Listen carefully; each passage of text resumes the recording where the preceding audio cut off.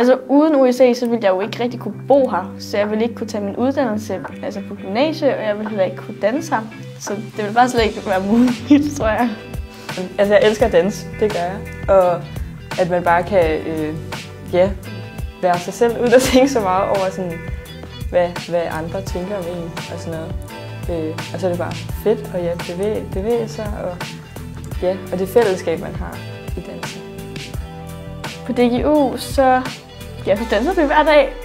Vi har klassisk ballet og moderne.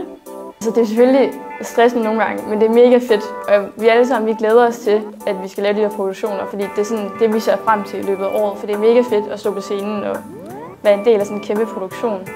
Så det er det værd i sidste ende. Nu bor man jo alene, men der er jo både mad, så når man kommer sent hjem fra træning, skal man ikke selv sørge for det. Ja, og så er der en masse voksne, som kan hjælpe med at snakke med en og sørge for, at ens hverdag kommer til at hænge sammen. Jeg ved selvfølgelig ikke, hvad der sker i fremtiden, men jeg vil rigtig gerne danse og lave noget i fremtiden. Men jeg ved ikke lige præcis, hvad jeg gerne vil. Men jeg er sikker på, at jeg gerne vil danse, og jeg også kommer til at danse i fremtiden. DGU, eller Det Kongelige Teaters Balletskole Odense, giver mig sådan de ting, jeg skulle bruge for at komme videre i livet, tror jeg. Og jeg drømmer vel bare om at danse, måske. Så måske være professionel danser, måske koreograf, måske lærer. Det vil tiden jo vise.